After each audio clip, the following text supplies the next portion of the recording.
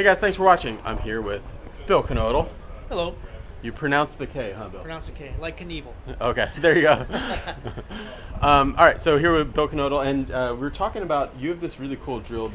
So tell me the story a little bit about what you were doing on the range, watching Nick Price hit balls for quite a long time, doing this drill. And this drill is intriguing to me because it's so difficult for me to do.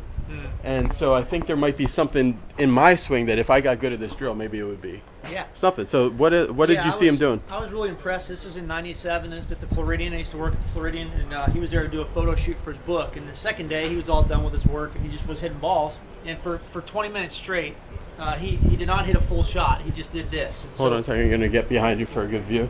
So what he did was he took the club to the top of his backswing, and he would drop it and hold it here, and he would stop and check. And then from there, he would actually bring it down here like this, hold that for a second, and then he'd actually go from there and hit a shot. And then, of course, bring another ball down. And he did the same exact thing for 20 minutes. And this time, he's still top 10 in the world. So I was kind of like, wow. I was kind of intrigued why he was doing that for so long. And he told me, he said, well, the only reason he does it is because sometimes he'll just get a little quick with his hips, arms get a little stuck. So what he's trying to do is really feel like, kind of similar to what Justin Rose does a lot now, what I think is, he said he's trying to just basically feel like his body stays in this position and he's dropping his arm. And he said now he felt like he wanted his elbow to get right in front of his right hip. And he kind of chuckled. He said, if I get it here, he said, I'm not going to miss. And then from here, he just basically said, I'm just trying to work it down into impact, lower my hands, and how this club's going to get to impact. He said that I just go from there and then I hit it. And so it's a really great drill because it just teaches the sequence in the downswing. He said he liked to feel like he was almost squatting on his right leg on the way down. And so that kind of slowed his lower body down so his arms can get back in front of him. And then from here, it's just more of a hands lower and body rotate to get the club onto the ball. And it was really great to watch. It was like watching a laser show. It was a really great ball striker, obviously. So go through, take out 3 balls and just let us watch you practice doing that a little bit. Sure. So again, you take your normal setup, get up to the top, drop it halfway down, check. Now he said he wanted the club head basically just slightly inside of his hands, and he's looking to make sure it's still square. Then from here, rotate down to the body, put yourself in an impact position, and then from there, just kind of go. And just hit it. Oh, that's pure. And it was really, I find when I do the drill, I hit the ball. I hit it really good. I have a tendency to do the same thing. I get a little quick with my hips and get a little steeper on the way down with my arms. This is a great drill that I should probably do a lot more often. Get it to here. Basically rehearsing how to get to impact and go from there. Now, I can't hit it any better than that. No. For me. But what really impressed me is that here's a guy that's probably at the time was the best ball striker in the world. And he's not just hitting balls, he's doing drills.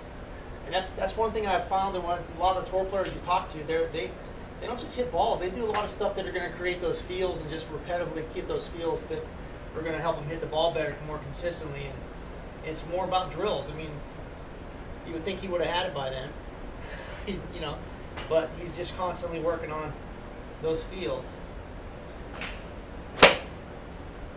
Wow, I can't hit 3 better shots than that in a row. Those are compressed and really, really good. All right, guys, I'm back home. And I wanted to give you a little bit more insight into this drill because after I shot that video, I was talking to Bill and he told me that he was talking to Nick Price, and Nick Price said that when he first met with David Ledbetter, David told Nick to hit 800 balls a day doing this drill for 3 months and then come see him. Now, I'm not sure if I have exactly those numbers right. If anybody knows Nick or David, I'd love to know. That's what I heard. I heard that it was 800 balls a day for 3 months, and that's all he did was hit this 8-iron 800 times a day, doing that drill that you just saw. He does it, I think, a little bit differently than Bill showed it in the video. I think that was the later evolution of it. This video that you're about to see is going to show you kind of the original version of it. A lot of people know this as the Faldo preset drill, because I think Nick Faldo did this an unbelievable amount of times as well when he was reorganizing his swing. And I think that the really interesting thing about it too is not only was it, let's say, like a golfer that was already like extremely good and then went to just like a little bit better of a level, but a golfer that I think in 1982 when they first started working together was when he did this 3 months of this drill. I'm pretty sure that Nick Price, just on the Wikipedia, looks like he had won one small event in Italy, but had not really done too much other than that. It's hard to find evidence on really what made somebody, you know, have that jump to that next level.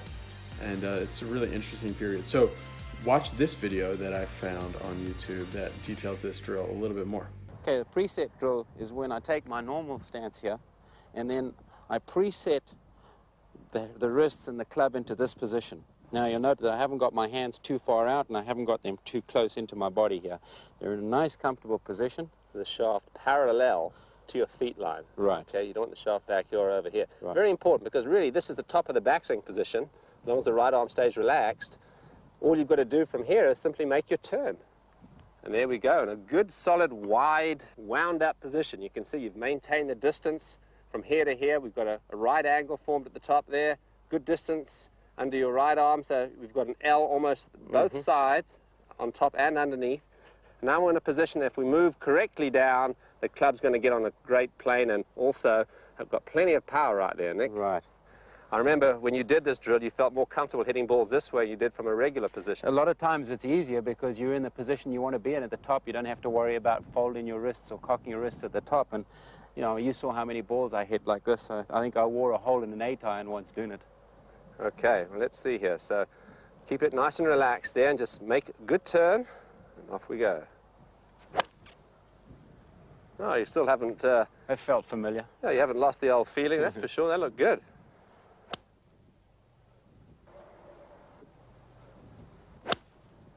The preset drill has got to be done absolutely correctly to get the full benefit out of it. I've teed the ball up for these exercises because striking the ball is not the most important thing here. We want to learn to teach the body these new positions. So take my address. Now what I'm going to do is set my hands here without moving them backwards, right the way to the full set position, and you can see two important things. One, the shaft is exactly in line with the one on the ground there, and it's also exactly horizontal. Now, if we go to this sort of position and then start to turn, it's going to be incorrect. Or if we pull it too much inside, incorrect again. These are absolute musts, and from here I can see this one quite clearly. And the horizontal one may take a little bit of time to double check, but once you get the feel of this one being parallel to the ground, you've got it. So set the wrist there, and all we have to do now is just continue turning. Just turn those shoulders, left shoulder under, and look at that. That's the best top of the backswing position you're ever going to be in your life. We will set it to there, check everything for a split second, turn and release.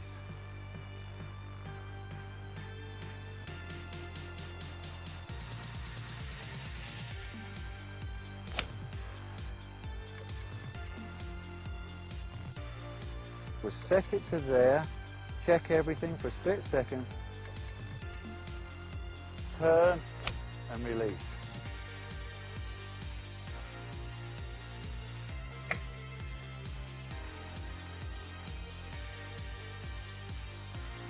All right, guys, thanks for watching. If you guys want to come see Bill, he's here at the WinStar Golf Academy in Thackerville, Oklahoma, just over the border from Texas, just a little less than an hour from like Dallas area. And he was also here, one of the instructors at our golf school, which was a lot of fun. Thanks for that too, Bill. Yeah, thank you. All right, see you later, guys. Bye.